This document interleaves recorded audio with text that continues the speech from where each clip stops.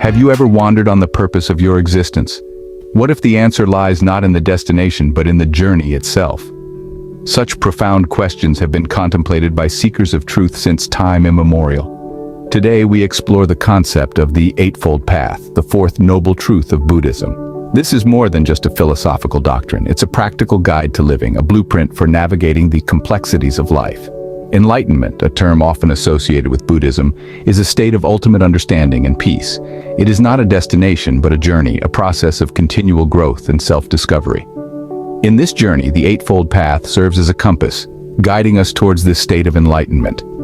Each fold represents a specific aspect of life, a principle to uphold, a path to follow. They intertwine and reinforce each other, creating a holistic approach to living. So let's have a deeper look into the Eightfold Path, a guide that can lead us to this state of enlightenment. The first step in our journey is right understanding. This isn't about blind faith, but about embracing and comprehending the teachings of Buddha. It's a call to see things as they truly are, to grasp the transient nature of life and the reality of suffering. Let's consider an example from everyday life. Imagine you're stuck in a traffic jam. Frustration begins to bubble up, and you feel your peace slipping away. Right understanding would have you acknowledge this situation for what it is, a temporary delay, an inevitable part of life's ebb and flow. Instead of allowing negative emotions to take over, you accept the reality of the moment, understanding that this too shall pass. By practicing right understanding, we cultivate wisdom. We learn to view life through a lens of reality, rather than one clouded by misconceptions or emotional reactions. Right understanding sets the foundation for the rest of our journey. The second step is right intention. This isn't about setting goals or making resolutions. It's about the attitudes we cultivate within ourselves. Right intention is the commitment to foster attitudes of generosity, compassion, and wisdom, and to let them guide our actions and thoughts. Let's consider an example from daily life. Imagine you're stuck in traffic, late for an important meeting. You could react impulsively, honking, cursing, letting stress take over. Or you could choose a different response. You could use this time as an opportunity for patience, for understanding that you are not the only one in a hurry, for realizing that your reaction to this situation is within your control. This is right intention in action. It's about choosing a positive attitude over a negative one, choosing understanding over anger, choosing peace over turmoil. With the right intentions, we can steer our actions and thoughts towards enlightenment. The next steps on our path are right speech, right action, and right livelihood. Right speech is about more than just speaking truthfully. It's about using our words to create harmony rather than discord. It's about avoiding slander, gossip, and abusive speech. Imagine, for instance, you're in a heated conversation. Instead of resorting to insults or untruths, you choose to express your feelings honestly and respectfully. That's right speech. Next, we have right action. This is about behaving peacefully and harmoniously. It's about making choices that do no harm to others or ourselves. For example, consider a situation where you find a lost wallet. Instead of keeping it, you decide to find the owner, because you understand the distress of losing something valuable. That's right action. Lastly, we come to right livelihood. This is about choosing a way to make a living that doesn't cause harm or exploit others. It's about understanding that our profession shouldn't contribute to the suffering of others. It's avoiding work that involves killing, exploitation, or trading in harmful substances. Imagine you're offered a job that pays well but involves dishonest practices. You decide to decline it because you value integrity over profit. That's right livelihood. To sum up, right speech is about speaking truthfully and harmoniously. Right action is about behaving in a way that respects the well-being of all. And right livelihood is about choosing a profession that aligns with these principles. You see, these steps are not just guidelines, they are a way of life, a map to navigate our daily interactions and decisions. They help us to live in harmony with ourselves and others, to tread lightly on this earth, and to create a ripple effect of positivity and peace. In essence, they are about creating a life that is not just lived, but lived well, a life that is not just about getting through the day, but about making each day count, a life that is not just about surviving, but about thriving. These steps guide us to live harmoniously with ourselves and others. The fifth and sixth steps are right effort and right mindfulness. Right effort, or samavayama, is about nurturing wholesome states of mind and letting go of the unwholesome ones. Imagine a garden. As a diligent gardener, You would water the beneficial plants and uproot the harmful weeds. The same principle applies to our mind. We should foster positive thoughts and emotions, such as compassion, kindness, and understanding, while weeding out negative ones like anger, jealousy, or greed.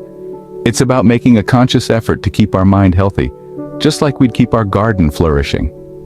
Right mindfulness, or samasati on the other hand, is about being fully aware and present in each moment. It's about observing our body, feelings, thoughts, and sensations without judgment. Consider the act of eating an apple. How often do we truly pay attention to the crunch as we bite into it? The sweetness spreading on our tongue, the feeling of satisfaction as we swallow. That is mindfulness, being completely in tune with the present moment, experiencing it fully. Now you might wonder, how can we integrate these steps into our daily lives? Let's start with right effort. Whenever you notice a negative thought creeping into your mind, consciously let it go and replace it with a positive one. For instance, if you find yourself growing impatient in a long queue, remind yourself of the virtue of patience and the shared human experience of waiting. As for right mindfulness, you could start by practicing mindfulness meditation.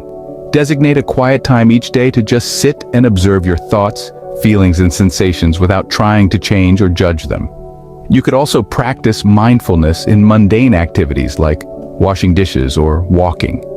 Pay attention to the feel of the water, the sound of your footsteps, the rhythm of your breath.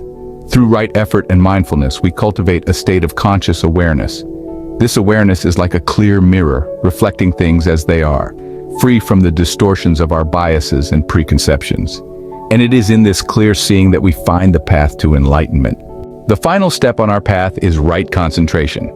This is where it all comes together. Right concentration is all about developing the mental focus necessary for awareness. It's about honing your ability to center your mind, to direct your thoughts and energies towards a single point. Imagine you're working on a task, say painting a picture.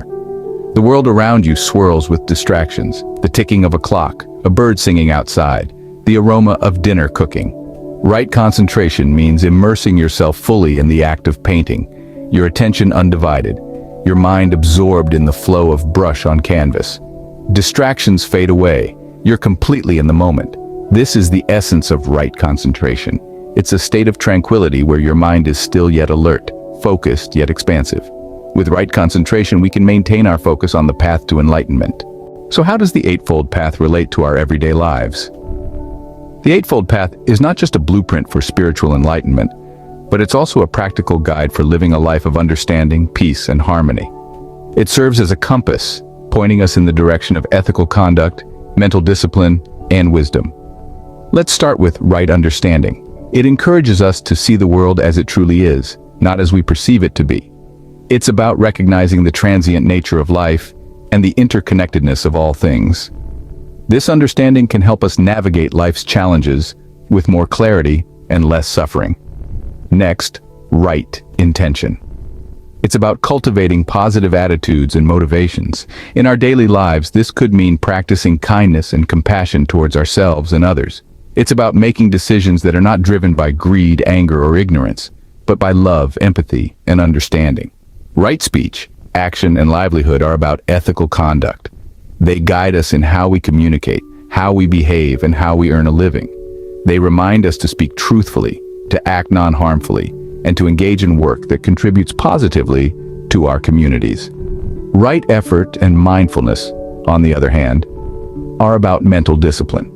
They teach us to cultivate positive states of mind, to be present in the moment, and to develop a deep awareness of our thoughts, feelings, and sensations. Lastly, right concentration is about developing the mental focus necessary for this awareness. It is often cultivated through practices like meditation, which can bring a sense of peace and clarity in our everyday lives. In essence, the Eightfold Path is about being mindful of our actions, our words, and our thoughts.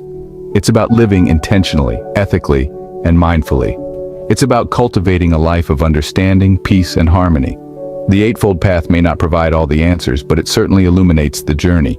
Remember, the journey itself is the destination. Thank you for watching, and please subscribe to the Universal Love channel. It would be immensely appreciated. A great journey to you.